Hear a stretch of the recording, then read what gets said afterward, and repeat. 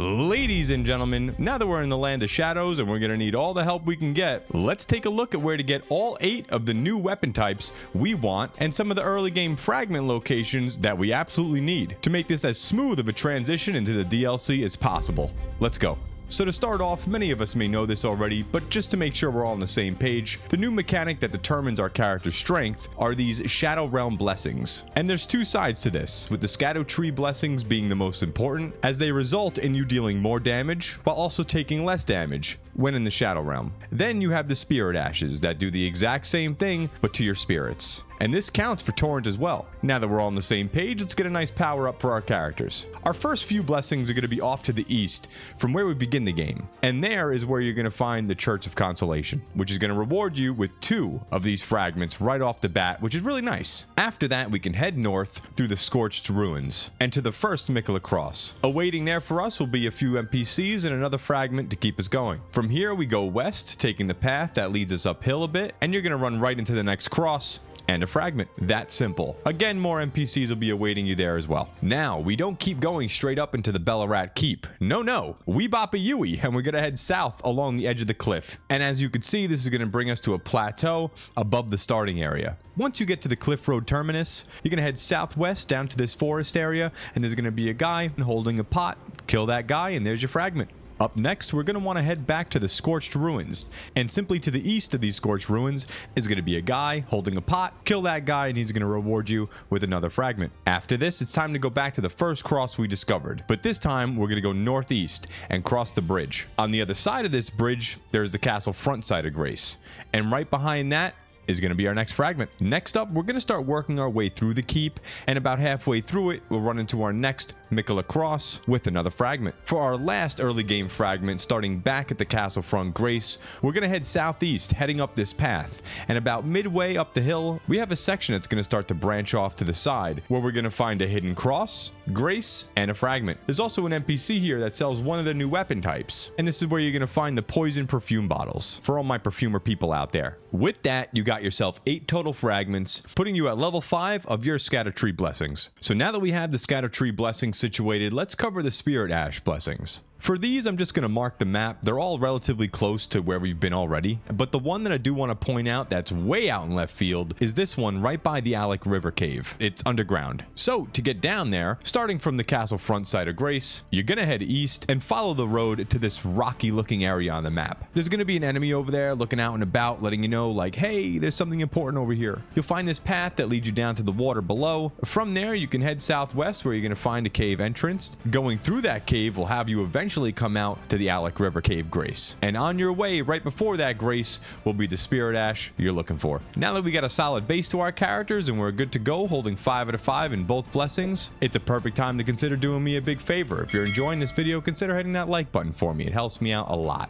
Thanks so much, guys. Now let's go over where to find the 8 new weapon types. First off, starting at the first site of Grace of the DLC, we have the Beast Claws. This is the new claw type weapon that has some incredible forward momentum with every attack. So if you're someone that's always looking to close the gap, well, these are going to be calling your name. In order to get these, you're going to need to defeat a wandering NPC, and he's literally right next to you in the forest on the right hand side. He will be passive until you get close to him, and he's certainly no pushover. Just saying. Second on the list, we got the Backhand Blade. These are a really cool new weapon type that's just a set of swords held in reverse grip. These are very fast paced and comes with a unique Ash of War. These are found right in front of a coffin located right here at this exact spot in this first area. Take a very short walk up north and they'll be awaiting you on the ground there. The third weapon then is the Great Katana. The moveset itself falls somewhere in between a regular katana and a greatsword, both with its speed of attacks and in terms of its slower animations. This weapon is found right in the middle of this lake right here. It's next to a boss though, but do note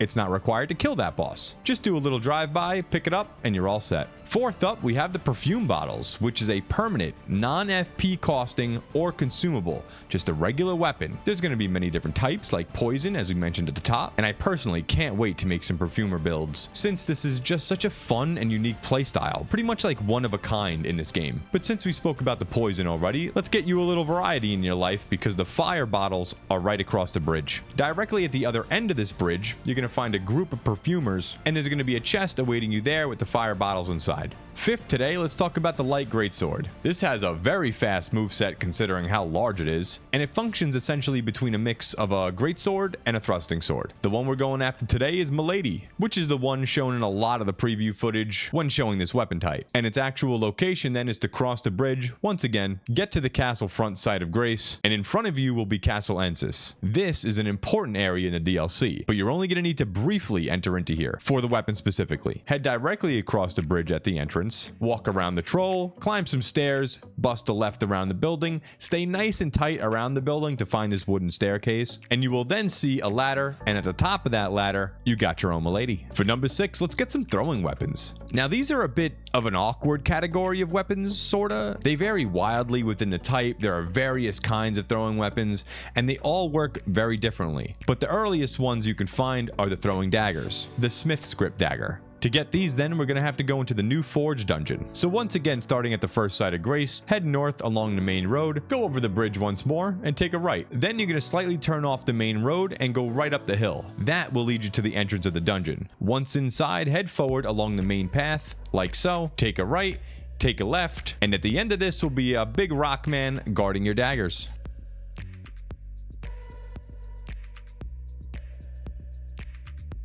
Seventh on the list, we have hand-to-hand, the martial art weapon. This is quality scaling by default, but can be changed with a wet blade. And the basic moveset to this is pretty much just alternating punches and kicks, dealing heavy posture damage, and feeling like the most agile thing we've ever experienced in the game. Another weapon type that I plan on making some interesting builds for, so stay tuned for that. To get these, it's a bit more complex, as this and the next weapon is going to require us to move into the next section of the DLC area. But all of these can be done without doing any bosses or without taking part in any combat at all. Starting from the first Grace, go ahead and cross the bridge to get to the castle front Grace. Then we want to take a right hand turn. You will find a descending part of the map that leads you into a poison swamp. Who could have guessed? From here though, you want to stick to the eastern cliff wall, and you're going to find a spirit spring at the end of the path. To unlock this spirit spring, continue up the path here and onto the overhang. Break this little pile of rocks. Then you want to go ahead and use that spring. That'll bring you up to another spring, and that'll lead you straight to Fort something or other. Leave the fort on the northern side, and you're going to end up on this new path in basically another region of the DLC. Follow this path until it forks, then turn south back towards the castle to get to this Grace. Here you're going to find a few NPCs waiting for you, speak with them, and you're going to get a new gesture called May the Best Win. Then you want to turn your ass around and head east to the Morth Ruins Grace, and there will be an NPC waiting for you. You're going to go ahead and use that gesture to initiate a fight, and once you win that fight, you're going to be rewarded with the weapon and his hat. The 8th and final weapon is going to be real deep in the progression order, and this is our thrusting shields. They can block, they can attack, and there's just nothing like it in the game. The base one we're going to be going after here is the Kyan thrusting shield, and starting off in the Morth Ruins, you want to travel around the middle of this area to find the location here, and you're eventually going to find a nice hole. When you follow this hole down, this is going to lead you to a tunnel that takes you out of the bottom of the cliff and spits you right over here in the Bonnie village. From here, you want to follow these bridges to the east. That's going to connect you to the main road. You're going to follow this road all the way northwest until you reach this spot right here, which is a side entrance to the Shadow Keep, which is actually one of the main legacy dungeons of the expansion. But again, we don't need to kill any bosses or touch anything. The goal is to be able to slip in and out without any combat at all, so you can get these right now. So from the church district entrance, I will now leave you so you can follow my parkour path.